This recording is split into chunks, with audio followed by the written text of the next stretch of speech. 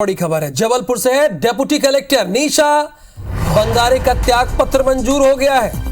राज्य शासन ने जारी किए आदेश। कल ही कांग्रेस ने बैतूल की आमला सीट से प्रत्याशी की घोषणा की। 12 सितंबर को निशा बांगरे ने इस्तीफा दिया था।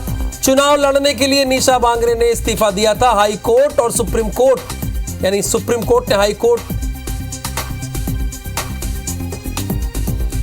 सुप्रीम कोर्ट और हाई कोर्ट के निर्देश पर राज्य सरकार ने इस्तीफे को मंजूर किया। वरिष्ठ अधिवक्ता विवेक तनखा ने सोशल मीडिया पर पोस्ट करके इस बात की जानकारी दी। निशा बांगरे के इस्तीफा मंजूर होने की जानकारी उन्होंने दी है। हालांकि सारी सीटों पर तो कांग्रेस ने कैंडिडेट उतार दिए हैं, अब बचा कुछ नहीं है और अब उनका इस्तीफा भी मंजूर कर लिया गया है। यह भी ब्रेकिंग न्यूज है और बड़ी खबर तो है। राज्य शासन ने फाइनली आदेश जारी कर दिया है कि हम आपका इस्तीफा स्वीकार करते हैं। अभी तक मामला लटका था, अब सुप्रीम कोर्ट ने भी कहा और सवाल तो यही है कि अब उनको खुद को देखना होगा अपना आगे का रास्ता।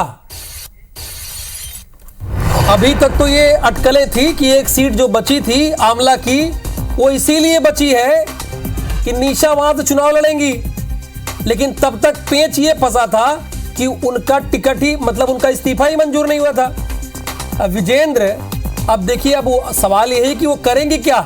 अभी तक तो अटकलें लग रहा था कि वो चुनाव लड़ेंगी आमला से, वहां से तो कैंडिडेट खड़ा हो गया और अब देखिए इस्तीफा भी मंजूर कर लिया गया आज। बेशक राहुल, सिर्फ और सिर्फ चुनाव लड़ने की मंशा से ही निशा बांगरे ने शासकीय नौकरी से इस्तीफा दिया था और डिप्टी कलेक्टर थी, एक बड़े पद पर थी, लेकिन चुनाव लड़ना चाहती थी और जब सरकार उनका इस्तीफा स्वीकार नहीं कर रही थी तो खुलकर उन्होंने सरकार का विरोध जताया था। भोपाल का घटनाक्रम सबको याद होगा और लगातार वो सरकार की मंशा पर भी सवाल उठा रही थी और कांग्रेस की ओर से भी बैक सपोर्ट मिला था। बता दूं आपको कि वरिष्ठ अधिवक्ता और कांग्रेस के जो राज्यसभा सांसद हैं विवेक तनखा, उनके बेटे ने निशा बांगरे का केस सुप्रीम कोर्ट तक लड़ा और ये कहा कि सरकार जो है राजनीतिक मंशा से काम कर रही है, आचार संहिता लगी हुई है, लेकिन जानबूझकर निशा बांगरे का इस्तीफा स्वीकार नहीं किया जा रहा ताकि वो चुनाव न लड़ ले कांग्रेस पार्टी की टिकट पर। लेकिन अब जाकर ये इस्तीफा सरकार ने स्वीकार किया है।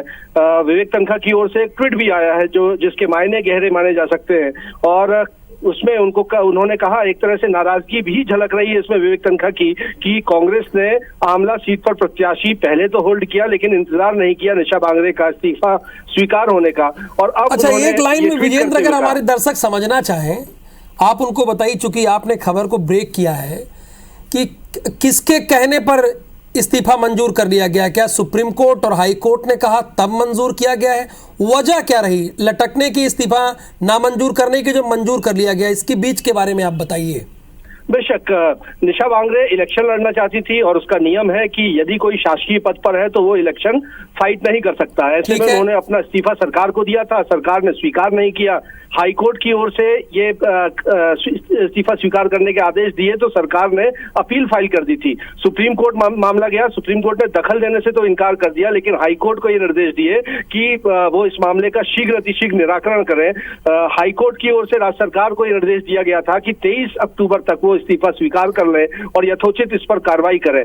चूंकि सुप्रीम कोर्ट और हाई कोर्ट का ये दिशा निर्देश था, इसी के चलते राज्य सरकार को वो फैसला मानना पड़ा और ये इस्तीफा निशा बांगरे का स्वीकार कर दिया गया है। लेकिन अब तनखा कह रहे हैं कि चूंकि प्रत्याशी घोषित हो गया है तो अब निशा बांगरे को सोचना होगा कि यदि वो चुनाव फाइट करना चाहती है तो किस तरह फाइट करना चाहती हैं। लेकिन देखना होगा, क्योंकि ये चर्चाएं चल रही हैं कि कांग्रेस जो है इस सीट पर प्रत्याशी के नाम पर पुनर्विचार भी कर सकती है और नहीं तो खुला खेल है। विजेंद्र, अभी जानते हैं नामांकन हो रहा है, निर्दलीय भी आप लड़ सकते हैं अगर चाहे तो।